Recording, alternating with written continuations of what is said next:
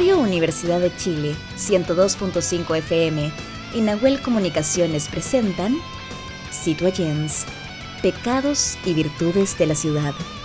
Un espacio dedicado a aquellos ciudadanos y ciudadanas que necesitan descubrir qué hay detrás de la metrópolis. Bienvenidos al debate sonoro de ideas, al rescate de la memoria, al rito de la reunión para arreglar el mundo, a la capacidad de opinar y escuchar al otro. Con ustedes, los anfitriones de Citoyens.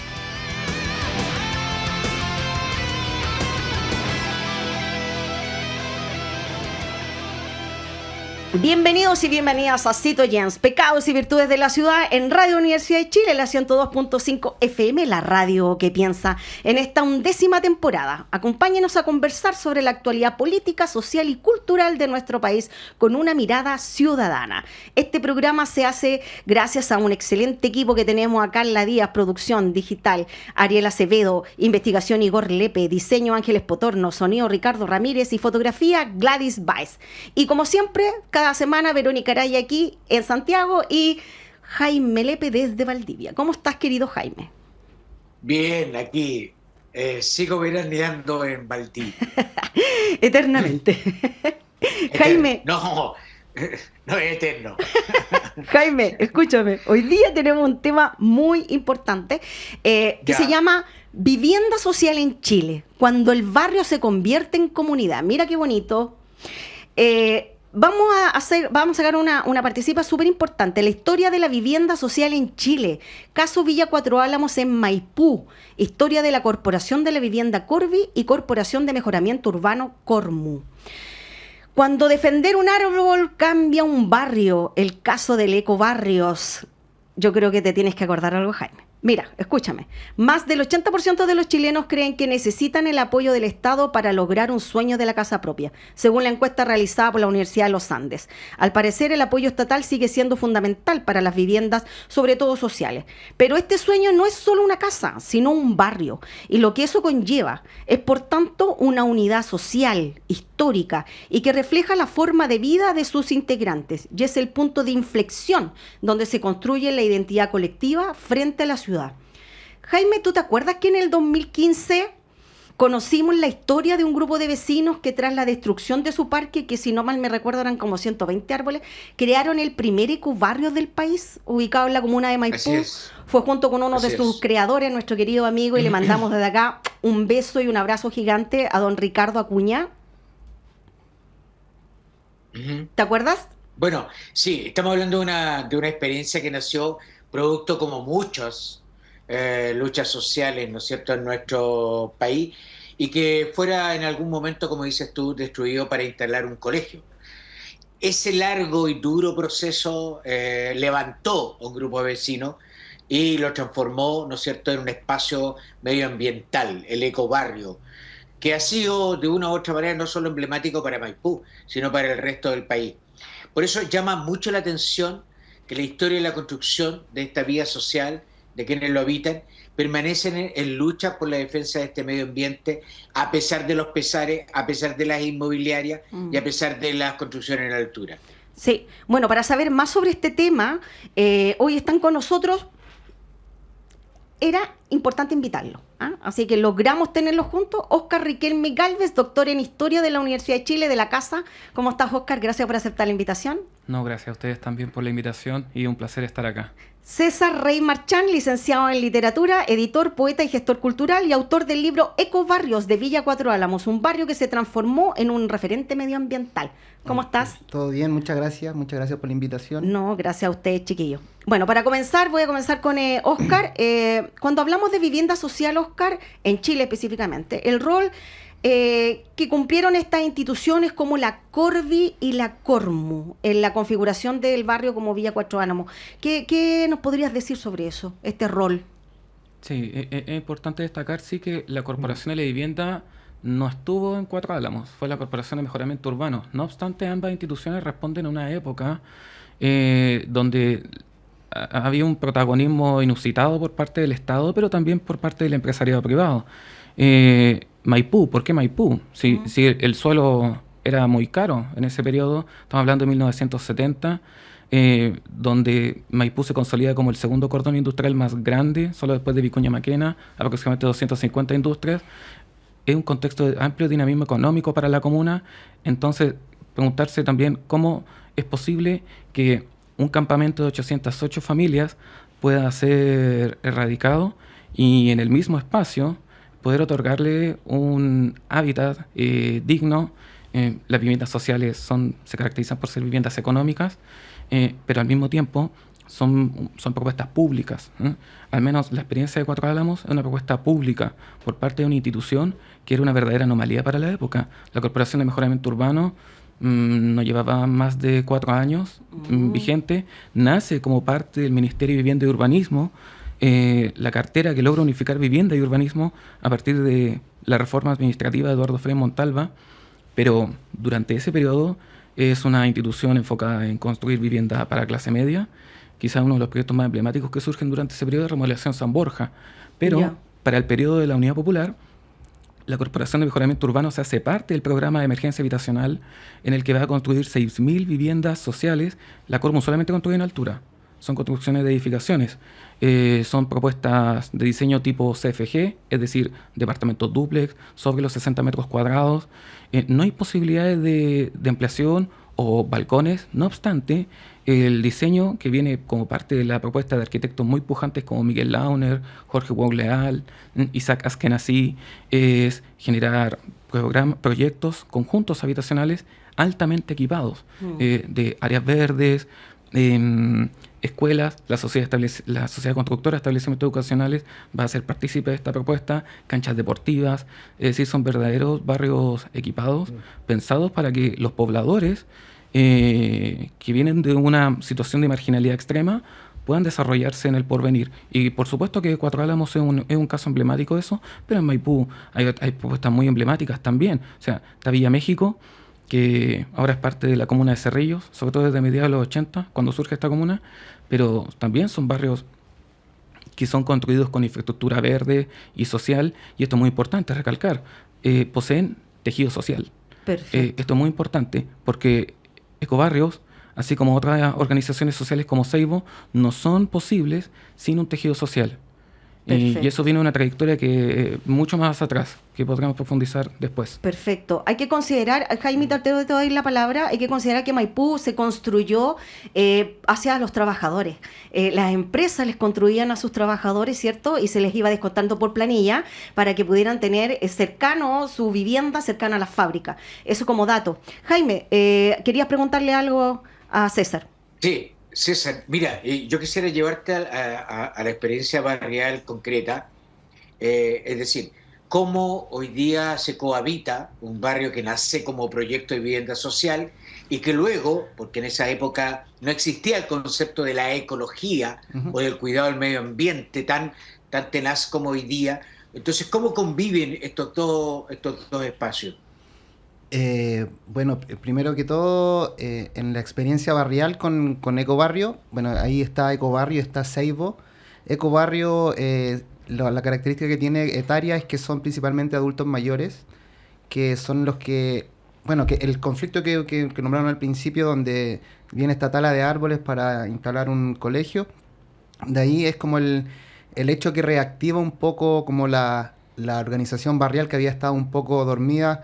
Es un poco en paralelo a lo que estaba pasando en el país en los años 90, había un poco más de apatía, la vuelta a la democracia, como que la organización popular también se vio mermada, y este hecho yo creo que activa eso, y desde ese día en adelante la organización de Ecobarrio, en la que yo he estado trabajando principalmente, empieza a abordar la temática medioambiental. No sé si era como algo que lo tenían como un principio fundante antes de hacer esto, sino que ese hecho en particular empezó a remover, empezó a plantear la problemática que tenía que ver con la pérdida de áreas verdes, con el no tener espacios comunes.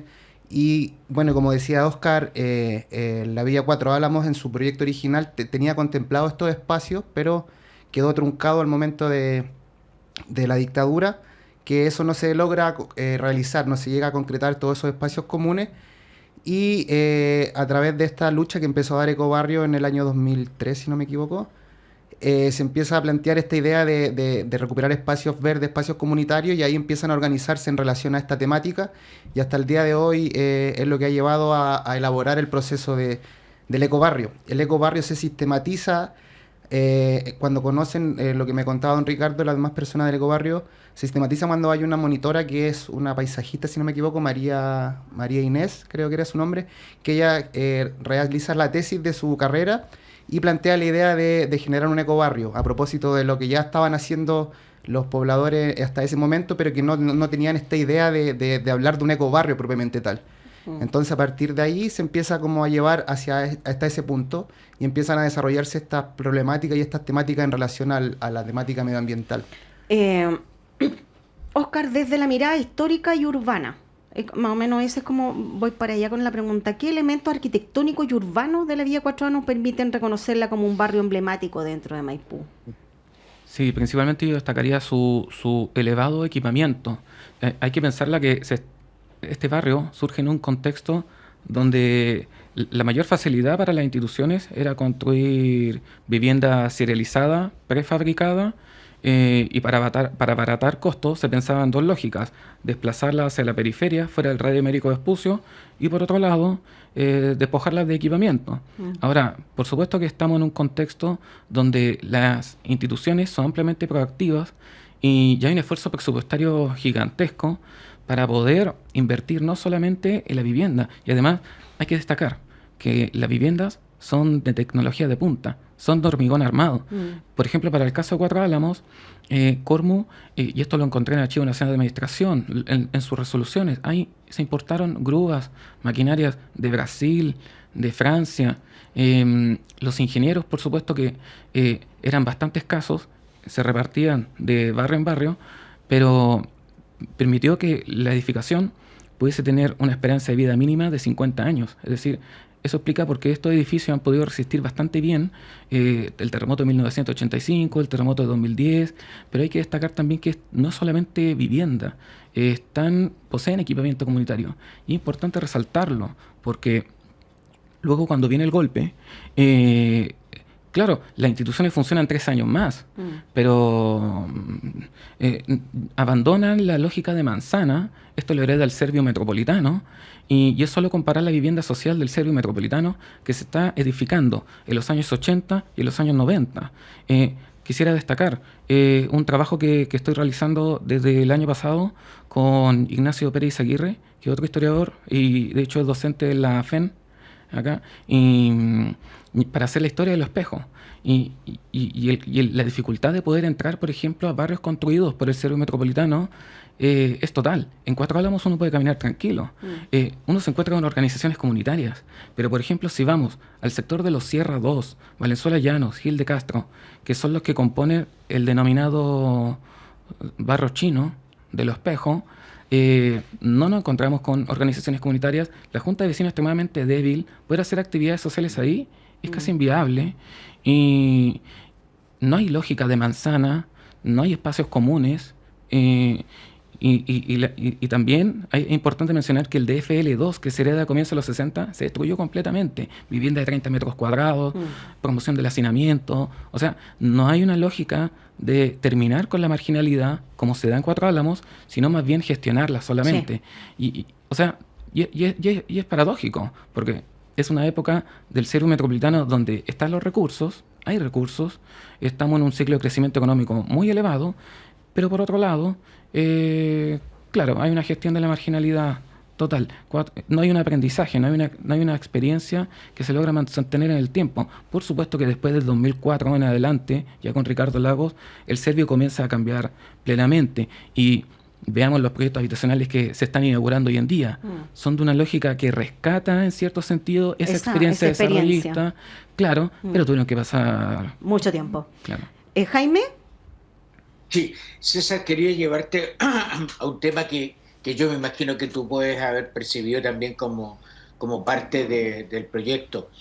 A partir de los 90, con mucha fuerza, yo diría la mitad de los 90, la gente tiende a dejar los espacios públicos, las plazas, etcétera, y trasladarse al mall, que es como el espacio que tiene todos los elementos que alguien quisiera, calefacción en cierta época, ventilación en la otra, etcétera, un paseo de fin de semana, etcétera. Y pareciera ser, por lo que tú me dices, que son un grupo de viejos, por así decir, con mucho cariño lo digo, que toman esta iniciativa a partir del quiebre. Hoy día los jóvenes están comprometidos con ese ímpetu ecológico que llevó a estos vecinos a transformar Ecobarrio en un modelo, o la mayoría de la gente ya se quedó con el mall en reemplazo del espacio público.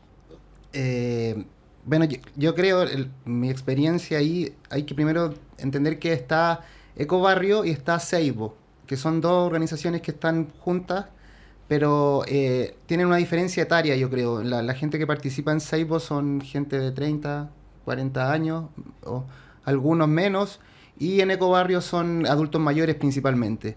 Desde la experiencia de Ecobarrio, lo que hemos conversado también con don Ricardo y con las distintas personas que participan ahí, ese traspasar como generacionalmente el proyecto de Ecobarrio a los jóvenes de la Villa Cuatro Álamos no está, es como el talón de Aquiles del tema, es la preocupación que tienen también ellos.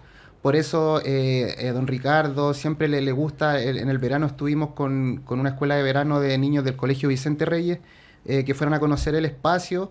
Se van dando dinámicas así de ir presentando las nuevas generaciones, pero personalmente yo creo que no está esa dinámica, no está como jóvenes que estén tomando la posta, por llamarlo de alguna manera, que estaría dejando Ecobarrio. Nombro a Seibo porque también ellos tienen un trabajo medioambiental, un trabajo con la temática ecológica, y que son vecinos de ahí también del sector.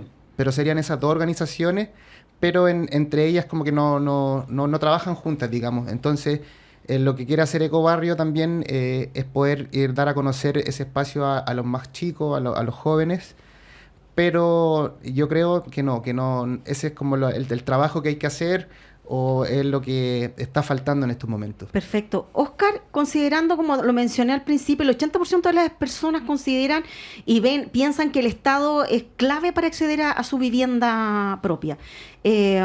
¿Tú cómo lo ves a partir del 11 de marzo? ¿Cómo se viene esto dentro de lo que habéis visto, has leído? ¿Cómo tú crees que esto se va a ir dando? Sí, si me permite, antes de responder a eso, quisiera volver al caso de Maipú, para justamente mencionar lo del Estado. El proyecto Cuatro Álamos, uno podría mencionar que es parte del programa habitacional, de emergencia habitacional de la Unidad Popular, pero no es posible Cuatro Álamos sin 1965, donde la Municipalidad de Maipú, a través del alcalde José Luis Infante Larraín, deciden inaugurar un plan regulador comunal. Y es un plan regulador muy proactivo, en el que deciden promover gran parte del suelo que es rural, agrícola, transformarlo a suelo habitacional. Lo que es Plaza Maipú, el casco histórico Maipú, es declarado zona especial. Todas las viviendas deben volar, pero todo el perímetro que está alrededor, hasta el poniente, hasta el Parque 3 Poniente, tienen que los predios expropiarse hacia el oriente, hacia el sector industrial también, y declararse suelo habitacional. 2 años después, 1967, viene la Ley de Propiedad Social. Eso va a permitir que toda expropiación, sin importar el tamaño del predio, aquí no vamos a entrar en lógicas de reforma agraria, sin importar el tamaño del predio, el Estado puede expropiar si este predio es destinado a fin social. Y la vivienda social pública entra en esa lógica. Eso va a permitir que el predio de 2 hectáreas de la parcela 21 va a poder ser expropiada entre 1968 a 1970. Tiene 4 propietarios la parcela 21, y eso va a dar origen a Cuatro Álamos a partir de 1970. Mira qué bonito. El Estado, gracias a este plan regulador, va a poder expropiar 110 predios. Hasta 1975.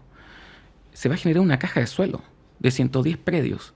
Solamente el Estado va a construir 10 barrios. El resto los va a vender a cooperativas, inmobiliarias, y Maipú se va a poder urbanizar hasta el 2010 gracias a esa caja de suelo que se generó en solo 10 años. Mira. Es un contexto donde el Estado adquiere suelo y domina el suelo. Bueno, después viene todo al revés. Entonces estamos en un contexto donde el sector privado es quien domina el suelo, y por supuesto que el Estado tiene una tarea enorme en tener que promover la adquisición de suelos bienes nacionales, tienen muy pocos predios en la región metropolitana. Se necesita que los municipios reactualicen sus planes reguladores o inauguren planes reguladores. Por ejemplo, la comuna del Espejo, que es la quinta comuna más pobre del país, no tiene plan regulador. Se necesita que los municipios sean proactivos en declarar zonas especiales que puedan atraer las inversiones, que puedan generar espacios de trabajo y también para incentivar el mercado de la construcción. Porque es cierto que en los últimos 4 años ha mejorado bastante la situación de la vivienda social. Se han promovido además políticas públicas de vivienda industrializada, en los que se han facilitado los costos y también vivienda de muy buena calidad. Ese es el camino. Aproximadamente 24.000 viviendas de carácter industrializada se están construyendo al año. Ahora, si me preguntas qué es lo que se viene a partir de marzo, yo esperaría, ojalá, que se sigan utilizando los permisos de edificación por parte de los municipios. El DOM es quien entrega eso y los permisos de edificación son un instrumento normativo que entrega seguridad jurídica. Y eso es muy importante porque las inmobiliarias necesitan seguridad jurídica, le otorgan los permisos de edificación y también los planes reguladores, pero también necesitan flexibilidad jurídica en ciertos espacios. Y nuevamente, ahí viene la importancia de los planes reguladores comunales.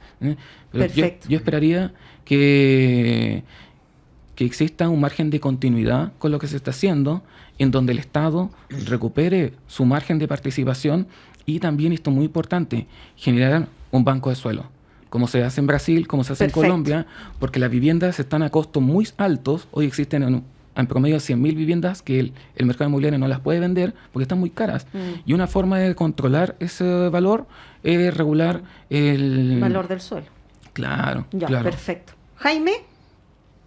Sí, César, quiero llevarte a esta obra literaria que tú construyes a partir de esta experiencia, tu libro. ¿Y qué historias te parecen a ti que son interesantes, esenciales, de poder preservar y también divulgar en el resto de la comunidad, especialmente de Maipú?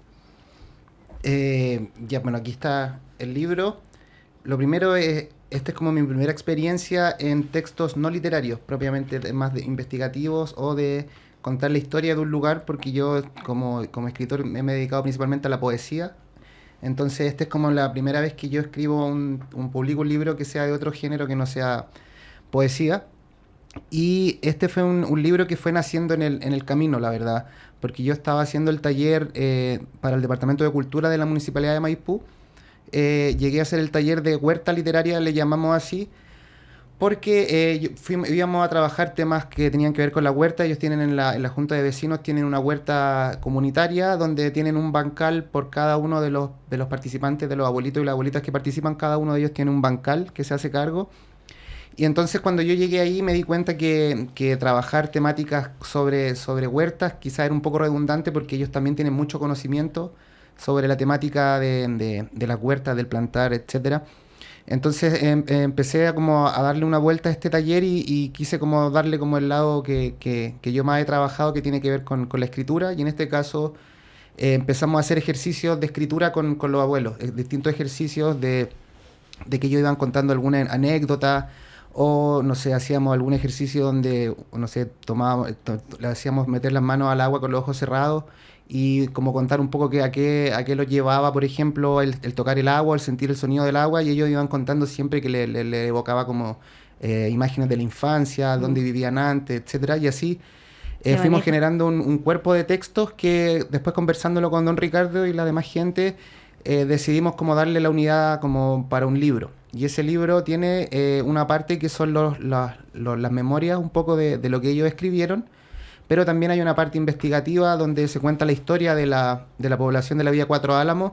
Incluso también acá hay una entrevista con Óscar, donde Óscar también cuenta ahí con mucho más detalle un poco también lo que he hablado acá en el programa sobre la Villa Cuatro Álamos. Y también hay conceptos, o sea, donde se aborda lo que sería el concepto del ecobarrio. Y al final hay unos poemas que yo siempre les leo como un poema o algún microcuento o algo más breve al inicio de cada sesión del taller, y van algunos poemas que fueron como los favoritos, que los que más le gustaron. Qué bonito, hay algunos poemas de Gabriela Mistral, de Violeta Parra. ¿Dónde encontramos el libro? ¿Dónde lo podemos encontrar? En este momento, y eso es bueno, quizás no quedan copias a la venta porque se vendieron todas, pero va a salir una nueva edición este año. Ya, para que todos los vecinos sepan. Sí. Ya, Óscar, barrio comunidad social. Desde la historia urbana, ¿por qué es importante entender la vivienda social no solo como una casa, sino como un barrio y un tejido social? Sí, eso es muy importante para promover el desarrollo, que no solamente basta con impulsar el sector de la construcción como un motor económico, sino esto es muy importante, que los ciudadanos, los pobladores puedan tener movilidad social y desarrollarse y vivir en comunidad. Si estamos pensando barrios, por ejemplo, muy emblemáticos, no solamente Cuatro Álamos, tenemos el caso de la José María Caro, Santa Adriana, Clara Estrella, que son barrios que poseen tejido social, tienen problemas sociales, por supuesto, pero poseen tejido social. Y eso permite generar barrios donde uno puede caminar tranquilamente, puede generar instancias culturales también, puede generar comunidad. Yo creo que esa es la condición de posibilidad de todo, o sea, poder generar comunidad y sentirse parte no solamente del barrio, y no solamente de la comuna también, sino de la misma ciudad, hacerse parte del tejido metropolitano, no que sean expulsados de la ciudad y claro, y sean parte de una marginalidad, porque el principal desafío del Estado, y este sigue siendo el desafío del Estado, es que pueda llegar a los barrios. Cuando el Estado desaparece de los barrios o se construyen ciertos barrios bajo dinámicas donde la constructora levanta un barrio y el Estado nunca llega. Estoy pensando en los programas habitacionales del Circo Metropolitano durante los 80 llegan otras personas. Y comienzo los 90.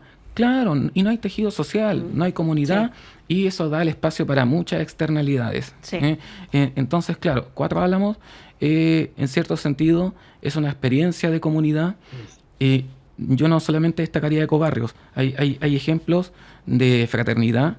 Quiero mencionar, cuando el barrio comienza a construirse a partir de marzo de 1971, la Corporación de Mejoramiento Urbano tenía una particularidad muy bonita, el trato directo. El sistema de construcción que utilizó la Cormu fue de trato directo. Ya. Esto implicó que gran parte de los pobladores que vivían en el campamento trabajaron para la Cormu, fueron albañiles, obreros y levantaron su propia edificación. Perfecto. O sea, hay un sentido de pertenencia con el espacio, con lo que se está construyendo, con lo que se está produciendo, y eso ha permitido también que la comunidad haya podido permanecer en el espacio. Uno encuentra muchos de estos vecinos que llegaron con el campamento, Perfecto. trabajaron en la construcción del barrio y se han mantenido como tal hasta el día de hoy. Ahora, lo notable es que estas organizaciones comunitarias tengan un sentido ecológico y mucho más moderno, que hacia allá está virando el urbanismo contemporáneo, Perfecto. que es la del ecourbanismo. Perfecto. Nos están cortando ya porque estamos en lo último. ¿Dónde pueden encontrarte? ¿Alguna red social o algo para que sigan tu libro, para que puedan talleres que tengas? Bueno, lo pueden encontrar directamente con don Ricardo, pero en mis redes sociales, no sé si puede aparecer ahí. Déjala. César Rey-Marchand es el Instagram, o si no, en el Instagram de la editorial Almácigo, que es la editorial con la que publicamos este libro, que es el proyecto en el cual estoy trabajando actualmente. También editorial-Almácigo en Instagram. Ahí pueden contactarnos y cuando aparezca la nueva edición, que será pronto, vamos a tener más libros a la venta. Muchas gracias. ¿Cómo se llama su podcast? Para que lo sigan y lo escuchen. El Huella Histórica de Maipú, con la voz de Maipú. Con la voz de Maipú, Sí. el diario emblemático de la comuna. Sí, Ya- y en mi academia.edu pueden consultar los papers. Todos tus sobre papers esto. que tienen que ver. Y quienes quieran saber de vivienda social en Chile, claramente Ahí está con la Óscar persona. Riquelme Gálvez, doctor en Historia de la Universidad de Chile, y César Rey Marchand, licenciado y en literatura, editor, poeta, gestor cultural, autor del libro Ecobarrios Villa de Cuatro Álamos, un barrio que se transformó en un referente medioambiental. Listo, Jaime. Me está cortando. Ya, un gusto, un placer Igualmente. nuevamente haber estado contigo. Nos vemos la próxima semana juntos a Osito Yan, Pecados y Virtudes de la Ciudad, en la 102.5 FM, la radio que piensa. Desde acá, Verónica Araya y Jaime Lepe. Nos vemos. Muchas gracias. Chao, Muchas chao. gracias. Nos vemos. Hasta luego. Chao, gracias.